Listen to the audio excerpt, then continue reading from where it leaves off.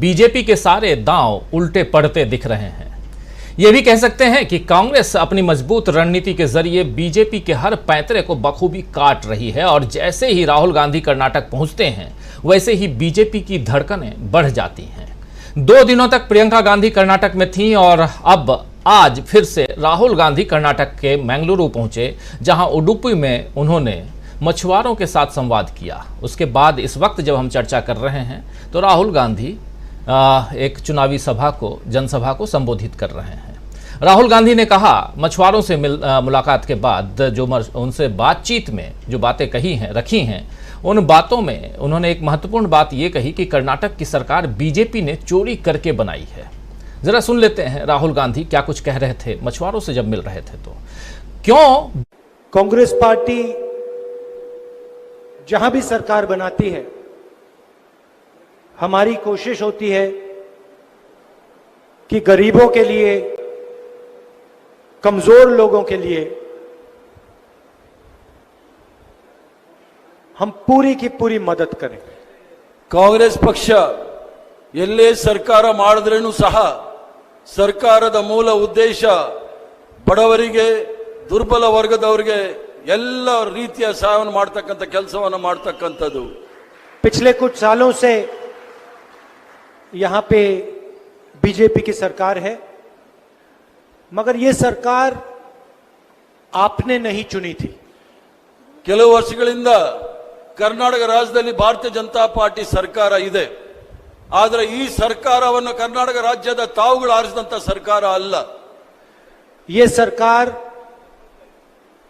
BJP ने पैसे से और चोरी करके अपनी बनाई है। ಈ ಸರ್ಕಾರವನ್ನ ರಚನೆ ಮಾಡಲಿಕ್ಕೋಸ್ಕರ ಭಾರತೀಯ ಜನತಾ ಪಾರ್ಟಿಯವರು ಹಣದ ಬಲದಿಂದ ಕಳ್ಳತನವನ್ನ ಮಾಡಿ ಸರ್ಕಾರವನ್ನ ರಚನೆ ಮಾಡಿದ್ದಾರೆ। और ये सच्चाई है और पूरा कर्नाटक इस सच्चाई को जानता है। ಇದು ಸತ್ಯ, ಇಡೀ ಕರ್ನಾಟಕ ರಾಜ್ಯದ ಜನತೆಗೆ ಇದು ಗೊತ್ತಿದೆ ಈ ಸತ್ಯ ಏನು ಅಂತ ಹೇಳಿ। करोड़ों रुपए देकर एमएलए को खरीद कर लोकतंत्र को नष्ट करके यह सरकार बनाई गई है। ಕೋಟ್ಯಾಂತರ ರೂಪಾಯಿ ಬಂಡವಾಳವನ್ನ ಹಾಕಿ ಶಾಸಕರನ್ನ ಖರೀದಿ ಮಾಡಿ ಈ ಸರ್ಕಾರವನ್ನ ರಚನೆ ಮಾಡಿರ್ತಕ್ಕಂಥದ್ದು ತಾವೆಲ್ಲರೂ ಸಹ ನೋಡಿದ್ದೀರಿ। तो सुन रहे थे आप राहुल गांधी को कह रहे हैं कि करोड़ों रुपए देकर खर्च करके इस सरकार को बीजेपी ने बनाई है। और कर्नाटक की बात कर रहे थे राहुल गांधी, कर्नाटक में हैं, मैंगलुरु में ये बात, उडुपी में ये बात रखते हुए मछुआरों के बीच। लेकिन इस वक्त जब राहुल गांधी हम चर्चा कर रहे हैं तो राहुल गांधी भी उधर जनसभा को संबोधित कर रहे हैं। वो लाइव भी हमारे चैनल पर आप देख सकते हैं। दरअसल राहुल गांधी इस बार बड़े सुलझे ढंग से लोकल मुद्दों को उठाते हुए जनता के बीच जा रहे हैं, चाहे नंदनी दूध का मामला हो या अमूल का मामला हो, या मछुआरों और किसानों की समस्याएं हों या युवाओं की दिक्कतें हों। राहुल अपने हर दौरे में स्थानीय मुद्दों की चर्चा कर्नाटक के लोगों से कर रहे हैं, जिसका साफ असर भी नजर आ रहा है। अब तो हालत ऐसी हो गई है कि बीजेपी कांग्रेस की हर रणनीति से, कांग्रेस की हर सियासी चाल से इतनी परेशान हो गई है कि अब उसके एक पूर्व एमएलसी के मुनप्पा भंडारी ने यहां तक सवाल उठा दिया है कि जब राहुल गांधी किसी पद पर नहीं है तो वो फिर कर्नाटक का दौरा क्यों कर रहे हैं। तो बीजेपी के इस सवाल से साफ साफ समझा जा सकता है दोस्तों कि उसे राहुल गांधी और कांग्रेस के कारण पिछड़ने का डर सता रहा है। राहुल ही नहीं, इस बार पूरी कांग्रेस सधे तरीके से आगे बढ़ रही है। आपको याद होगा कि बीजेपी के लिए प्रचार करने पहुंचे अमित शाह ने कुछ दिनों पहले बयान दिया था कि कांग्रेस सत्ता में अगर आई तो दंगे हो जाएंगे। इस बयान को कांग्रेस ने कर्नाटक के लोगों के लिए धमकी की तरह बताया और आज कांग्रेस नेताओं ने बेंगलुरु के हाई ग्राउंड पुलिस स्टेशन में अमित शाह और इस रैली के आयोजकों के खिलाफ एफआईआर दर्ज करवाई है। उन्होंने कहा है कि अमित शाह का बयान भावनाओं को भड़काने वाला बयान है। लेकिन अमित शाह का बयान था क्या? आइए जरा सुन लेते हैं, चर्चा को आगे बढ़ाएंगे। सुनिए अमित शाह ने कहा क्या था। अगर कांग्रेस गलती से भी आ गई, बहनें मेरी बात खास सुने, कांग्रेस घाटी में भी आ गई तो ऑल टाइम हाई करप्शन होगा, तुष्टीकरण होगा ऑल टाइम हाई परिवारवाद होगा और कर्नाटक पूरा दंगे से ग्रस्त हो जाएगा।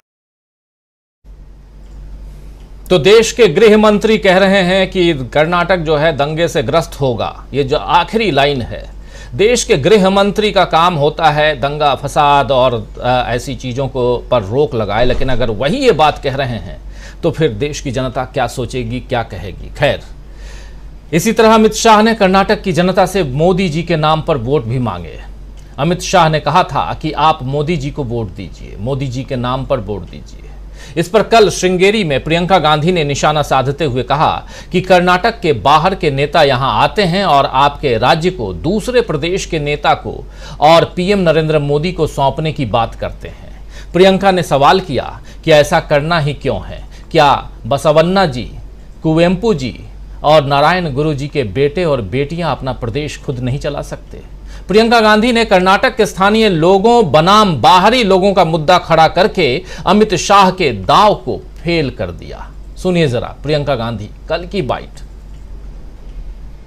ऐसी सरकार जिसके बड़े बड़े मंत्री आकर आपको कहते हैं कि ये प्रदेश हमें सौंप दो, जो आपके उम्मीदवारों को आपके सामने खड़े होकर कहते हैं इनको छोड़िए, इनको मत पूछिए, अपना प्रदेश हमें दे दीजिए, प्रधानमंत्री जी को सौंप दीजिए।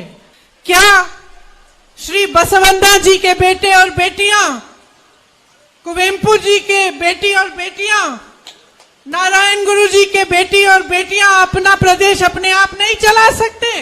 किसने बनाया? आपने बनाया अपनी मेहनत से। अरे इतना दूध इकट्ठा होता था कि स्कूलों में दूध बांटा जाता था।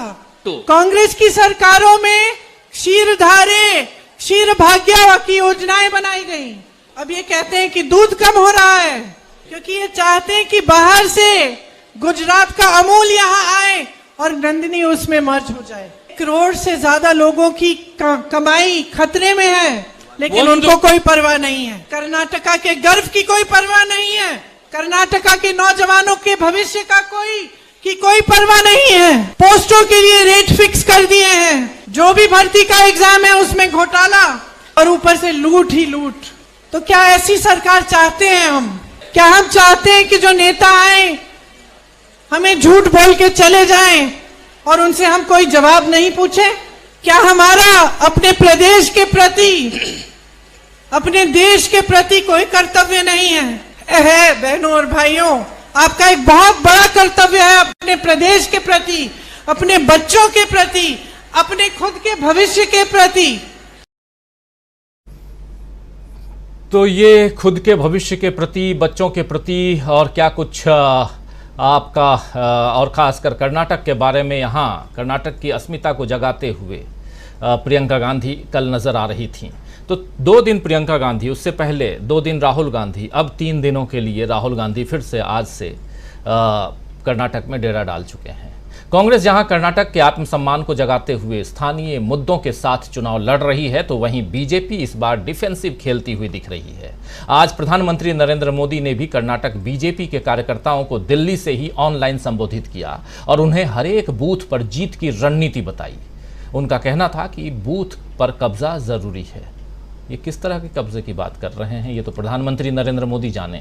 लेकिन इसके साथ ही मोदी जी ने डबल इंजन सरकार का फायदा बताया और कहा है कि अगर यहां ऐसी सरकार आएगी तो बात बात पर केंद्र सरकार से लड़ती रहेगी, यानी कि अगर कांग्रेस आ गई तो वो अपनी राजनीति करती रहेगी और सभी परियोजनाओं को लटकाती रहेगी, तो कर्नाटक का बुरा हाल हो जाएगा। यानी मोदी जी बीजेपी सरकार के काम गिनाने की जगह फिर से कांग्रेस की आलोचना करते हुए नजर आए। वो केंद्र सरकार से कांग्रेस की लड़ाई की बात कह रहे हैं, जबकि लोकतंत्र में 2 विरोधी दलों में अगर मतभेद है तो ये बहुत मामूली बात है। लेकिन ऐसा लगता है कि मोदी जी लोकतंत्र को केवल एक दल के शासन से चलाना चाहते हैं। लोकतंत्र ही नहीं बल्कि आम लोगों के दुख तकलीफ को लेकर उनकी संवेदनाएं कैसी हैं, इसका एक उदाहरण तब देखने को मिला जब प्रधानमंत्री ने रिपब्लिक टीवी के एक कार्यक्रम में आत्महत्या यानी खुदकुशी पर चुटकुला सुनाया। इस चुटकुले को सुनाने के पीछे मोदी जी की मंशा चाहे जो भी रही हो, लेकिन आखिर में तो पीएम आत्महत्या जैसी गंभीर समस्या का मजाक उड़ाते ही दिखे, जिस पर उनकी खूब आलोचना हो रही है। नोटबंदी के वक्त आप याद कीजिए कि उस वक्त भी उन्होंने ऐसा ही मजाक उड़ाया था, और एक बार